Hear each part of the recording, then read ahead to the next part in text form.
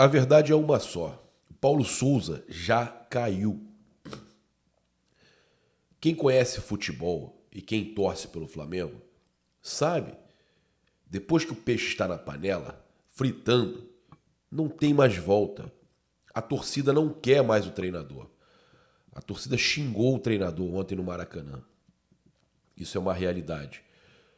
Nunca na história do Flamengo um treinador xingado pela torcida conseguiu dar a volta por cima. A realidade é simples e objetiva. O Paulo Souza já caiu. É só questão de tempo. É só questão dos incompetentes que o contrataram decidirem, né, voltar atrás e assumirem os seus erros. Essa é simples, a única questão que está pegando. E aí a gente tem uma questão que eu acho muito importante. Inclusive eu estava lendo muito o Caê Mota, né, que é um cara que eu gosto muito, que tem uma opinião muito forte, muito boa. E ele falou uma coisa muito importante. Não dá para não comentar a coletiva de Paulo Souza. Respostas que não condizem com o próprio discurso em outros momentos. Ele mesmo, há uma semana, falou em união, coletivo, sinergia, seja interna ou externa, nas vitórias. Quando perde, cai na conta de erros técnicos individuais e fala mal dos jogadores. Fala mal de quem pode jogar para salvar ele, quem pode jogar por ele. Os caras nitidamente não jogam mais pelo Paulo Souza. Os caras nitidamente estão ali cumprindo o papel deles sem a menor vontade. O Flamengo ontem era um bando em campo que, além de não ter tática nenhuma, não queria entregar para o treinador. É simples, você vê isso. Estender isso por mais tempo, com 2 jogos fora de casa, é loucura. É entregar o ano do Flamengo, é entregar o Campeonato Brasileiro. É isso que vocês querem? E digo mais, o Paulo Souza cair, tinha que cair com a diretoria de futebol toda junto. Tinha que cair todo mundo. O que estão fazendo com o Flamengo é uma pouca vergonha. Eu não consigo mais fazer pergunta, olhar na cara de ninguém do futebol do Flamengo. Não consigo mais falar com ninguém do futebol do Flamengo. É uma vergonha o que estão fazendo com o futebol do Flamengo. Tanto é que eu não quero nem viajar para Bragança. Eu não vou nem para Bragança. Não tenho paciência mais para esse futebol do Flamengo. Aí o Caí continua. Não é a primeira vez que isso acontece. E o dedo apontado foi além do passe errado do Ilharão. Pô, não só não, né? Ele já estava sendo vaiado. Ou do pênalti perdido por Pedro. Mesmo na falta de repertório ofensivo, com abuso das bolas aéreas, o treinador responsabilizou erros técnicos e de decisão dos jogadores. É brincadeira, né? O cara joga ainda pra cima dos jogadores. Ah, os jogadores também têm sua parcela de culpa, não querem entregar pro cara? Sim, tem suas parcelas de culpa. Mas o time não tem tática, o time é horroroso. É um bando. A questão aqui não está nem em isentar os jogadores de culpa. Perfeito. Arão e Felipe Luiz, por exemplo, cometeram erros determinantes para os gols. Mas faz realmente sentido esse tipo de avaliação? Então a atuação ruim do Flamengo, em especial no primeiro tempo, é só culpa dos jogadores? Cara, foi o pior primeiro tempo do Flamengo desde Jorge Jesus. O pior. Paulo Souza, que costuma ser bem didático e explicativo em suas decisões, não deu esclarecimentos simples sobre a atuação coletiva da equipe contra o Fortaleza. A adaptação de Andreas mais avançado com o João de volta não se justificou o primeiro tempo inteiro, por exemplo. Né? Diante de um primeiro tempo desastroso, nas palavras do próprio, por que esperar até o intervalo para fazer um pacotão de substituições? Por que a transição defensiva do Flamengo apresenta falhas flagrantes há tanto tempo? O treinador tratou tudo como responsabilidade individual. Tem outra coisa que eu quero somar aqui ao comentário do Caê. Tô bem gripado, hein, gente? Desculpa até eu estar com dificuldade para falar. O Pablo, já fiz o teste, não é Covid, tá? O Pablo, o zagueiro, ele ontem não conseguiu ganhar bola nenhuma na velocidade. Mas por que isso? Porque os laterais ficavam muito avançados e não retornavam. E quando perdia a bola, por exemplo, o Ayrton Lucas ali daquele lado, quando o Ayrton Lucas perdia uma bola, o Flamengo não tinha recomposição defensiva. Cara, é uma loucura. tudo sobrava nas costas do Pablo. E aí, meus amigos, o Pablo que teve várias partidas boas, teve a sua primeira partida ruim, né? Muito também pela questão de cobertura, né? De estar sozinho ali, não vai ganhar na velocidade, não tem jeito. Por fim, a resposta sobre a própria cobrança do pênalti foi uma transferência de responsabilidade, que deve ser do treinador, né, Caê? Deve ser do treinador, né? Desde a Supercopa do Brasil, a gente perdeu uma Supercopa do Brasil por causa dessa transferência de responsabilidade. Já lá, era para ter sido demitido lá, com o time jogando bem, mas não tomando uma atitude naquele jogo lá contra o Atlético Mineiro na Supercopa do Brasil. Como assim?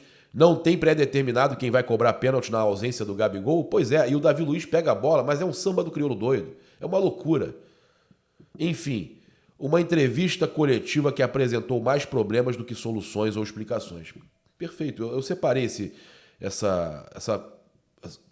comentários do Caê Mota porque eu achei perfeitos e aí eu já estava na mesma linha de pensamento para a gente poder trazer aqui para vocês. E aí o Caê também publicou uma matéria: combo de problemas, mina paciência e pressão sobre Paulo Souza no Flamengo atinge o nível mais elevado. Atuações ruins, coro da torcida e posicionamentos como em casos do Diego Alves e em coletivas aquecem debate por troca do comando. Tem que trocar tudo, pô. Não é o Landim que quer mandar em tudo? Então o Landim troca a porcaria toda. Tem que trocar todo mundo ali. Entendeu? Não dá pra continuar mais nada ali. Landim centraliza a decisão e jogos fora de casa valem nova sobrevida, tá?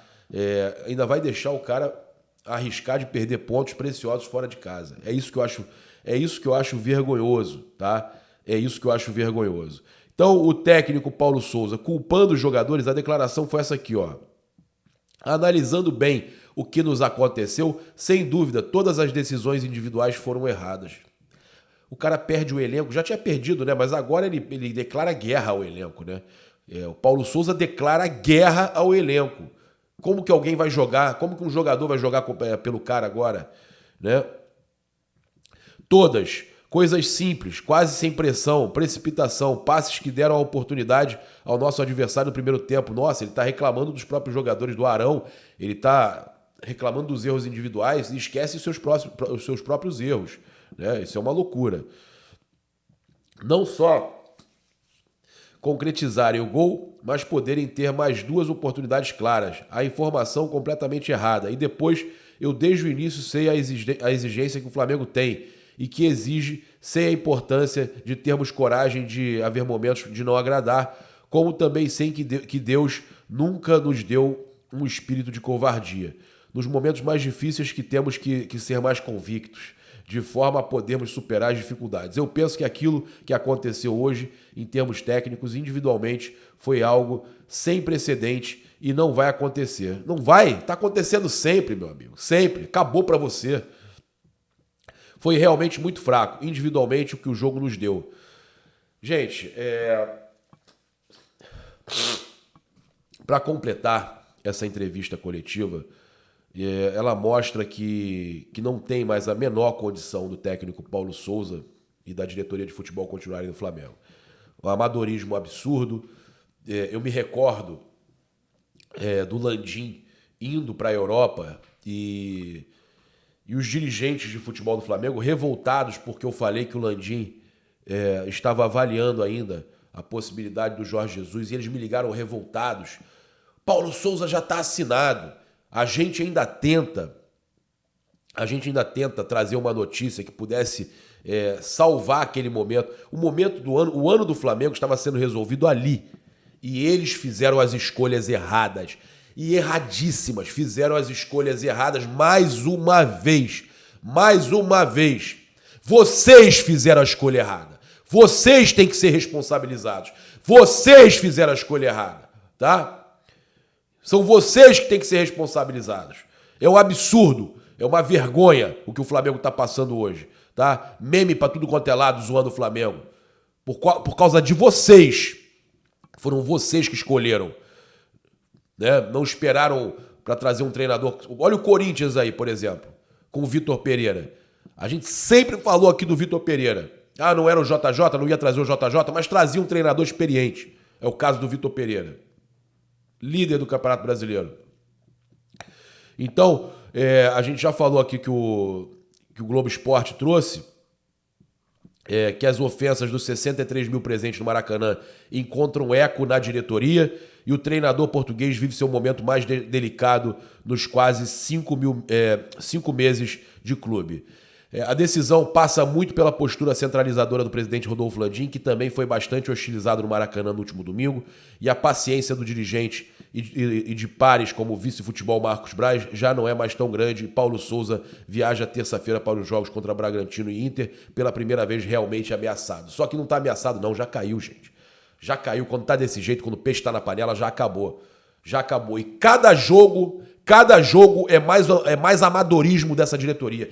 Cada jogo que tenta ainda segurar é pior, não tem volta. Não tem volta. Vamos esperar o quê? Aí, de repente, ganha um jogo aí aos trancos e barrancos e mantém o cara pra gente ser eliminado na Copa do Brasil e na Libertadores. Isso é amadorismo. O que vocês estão fazendo é um absurdo, é uma vergonha. Pede pra sair 06. Pô, é brincadeira. É vencer fora de casa para sobrevida, como nas 4 vitórias seguidas antes da partida contra o Fortaleza. Mas como vencer? Será que eles vão... ganha de 1-0, 2-0, assim. Aí vai falar, não, tá bom, convenceu. Como é que é esse convencer? Qual é o parâmetro para convencer? Pelo amor de Deus, né? Com contrato até dezembro de 2023, Paulo Souza tem multa proporcional somente até o fim do primeiro ano. O valor é referente ao número de salários pendentes ao término de 2022, ou seja, reduz mês a mês e no momento gira em torno de 7,7 milhões de reais. Então, a multa nesse momento é de 7,7 milhões de reais. A gente pode fazer um Pix? O montante não é encarado como problema no Ninho do Urubu. A reposição, por outro lado, é um dos fatores que esticam a corda de paciência com Paulo Souza. Pelo amor de Deus, mas foram vocês que mandaram o Mauricinho embora, Fábio Matias embora. Vocês não tem ninguém para colocar, não tem fera, não tem ninguém para colocar, né, que eu tô sabendo. Vocês não tem ninguém para colocar. Tem o treinador que era do Sub-17 agora lá. Bota quem para fazer essa transição? Não tem. Olha o profissionalismo do Flamengo. O Ninho do Urubu, que apague, o último a sair apaga a luz. O Ninho do Urubu tá desse jeito. O que vocês estão fazendo? Que vergonha isso! Né? Olha só, Cuca é o nome mais óbvio, tá? Segundo o Globo Esporte. Cara, eu vou falar pra vocês, eu não gosto do Cuca, hein? Eu não gosto do Cuca, não acho o nome ideal pro Flamengo. Não que eu não goste dele, mas não é o nome ideal pro Flamengo. A torcida não tem o Cuca como um cara, né, que a torcida goste. Mas, nesse momento, eu ainda acho que é quem pode fazer alguma coisa, porque o JJ não vem. Vai trazer um gringo para começar a arrumar a casa agora? Vai demorar. Eu acho que o único cara que pode dar um gás aí é realmente um brasileiro aí, sei lá. Saudade que eu tô do Rogério Ceni, meu Deus do céu. E aí aqui fala que o Cuca é o nome mais óbvio e já não encontra mais tanta resistência nos bastidores como em outros momentos, apesar de estar longe de ser consenso. Mas não tem jeito, gente. Vai fazer o quê? Outro ponto que já entrou em pauta é a falta de estrutura para a transição. Agora sim, né? Sem auxiliar técnico fixo, com a demissão de Maurício Souza e saída de Fábio Matias, o clube sequer tem quem assuma a equipe, temporariamente. É o que eu estava falando. Eu nem tinha lido essa matéria. É verdade, eu estou falando isso aqui, ó. Quem acompanha aqui sabe há quanto tempo eu estou falando disso. É vergonhoso, né? O Mário Jorge, recém-promovido do Sub-17. Esse é o Flamengo. Sabe-se com muita clareza que, apesar da pressão, Paulo Souza não cogita e não irá pedir para sair. Ele não pede para sair. É óbvio que ele não vai pedir para sair. O próprio treinador foi enfático durante a entrevista coletiva após a derrota para Fortaleza. Sei a importância de termos coragem de não agradar em alguns momentos, como sei que Deus nunca nos deu, como eu falei, espírito de covardia. Ele não vai pedir para sair. Ele não vai, né, fazer o que ele fez lá na Polônia. Ele saiu da Polônia para vir para o Flamengo, que era o sonho para ele. Ele não vai pedir para sair, né? E se os caras acharam que fritando ele para ele sair, ele iria acabar cedendo, não vai. É amadorismo de vocês. Vocês acham o quê? Que o gringo vai sentir essa pressão e vai pedir? Não. O que vocês fizeram com o Ceni, ele não vai ceder, não. Ele não vai ceder, não, tá? Tá achando que ele é técnico brasileiro? Não é, não. Só que aí, nessa daí, o Flamengo sangra, né? O Flamengo sangra. O jornal O Dia também traz que Paulo Souza balança no Flamengo e Landim conversará com membros do departamento de futebol. Que departamento é esse? Presidente do Flamengo entende que precisará entrar em cena para fazer cobranças, exigir evolução da equipe e evitar que o Titanic afunde. Pois é, mas já tá afundando, né? Matéria aí do Vene Casagrande. Já está afundando. Vai muito também com o pensamento que a gente está tendo aqui, né? Do jeito que está. O Rodolfo Landim, então, vai ter uma reunião, né, nesta segunda-feira com os membros do departamento de futebol para buscar explicações e motivos que fazem Paulo Souza não conseguir demonstrar evolução à frente do comando rubro-negro. Que loucura, gente. É uma vergonha o aproveitamento do Flamengo contra times de Série A. É uma vergonha. A gente tá vendo o Flamengo desmoronar na frente dos nossos olhos. Eu estou impressionado, eu estou muito triste com isso. Olha, o André Rocha, por exemplo, fala aqui, no jogo para engrenar, Flamengo de Paulo Souza mostra que não é para ser. Mostrou exatamente que não é para ser, né? Mesmo sem Gabigol e Arrascaeta, era partida para os rubro-negros somarem 3 pontos, demonstrar evolução como resultado dos dias de trabalho e buscarem o topo da tabela. Mas informação que chega para várias pessoas é que ele passou a semana, 2 dias de folga, né? Isso aí é certeza, foram 2 dias de folga, segunda e terça. Quarta, quinta e sexta ele passou tentando inventar. Quarta, quinta e sexta ele passou tentando inventar. E foi contido pelos membros da comissão técnica dele para não levar a invenção para o jogo, que senão ele já estava até demitido. Se ele levasse para o jogo o que ele estava tentando inventar, ele estava até demitido, né? A chance de chegar aos 15 pontos veio no pênalti, mas desperdiçado por Pedro. É uma loucura, gente. Eu vou falar para vocês. E aí tem a decisão também, mais uma vez, de quem bate pênalti e tudo mais. Olha só. Aí aqui o André Rocha fala, porque o Flamengo de Paulo Souza simplesmente não é para ser. Nunca foi. Desde a contratação na viagem desastrosa. Boa, André. Boa. De Braz e Spindle a Portugal no final do ano passado. A coisa não engrena. Desculpa, tá, gente? O tempo para treinar piora o rendimento e o técnico não se ajuda nas ações e palavras. Se segura pelo emprego, mas se queima dia após dia com os jogadores e dirigentes. Está queimado com os jogadores e com alguns dirigentes. Então, essas decisões de Bruno Spindle e Marcos Braz estão fazendo mal ao Flamengo e deixando muita gente incomodada, inclusive dentro da diretoria. E mais, né, os jogadores começam também a ficarem revoltados com o que está acontecendo. É óbvio que um jogador ou outro acaba sendo exposto a posições absurdas dentro de campo, a falta de cobertura, tudo isso. O Flamengo é um bando, né, gente? Já falei aqui, é um bando. E aí você acaba tendo jogadores se queimando, né, com a própria torcida. E ainda vem o técnico na coletiva atacar os jogadores, que era quem poderia jogar por ele, né?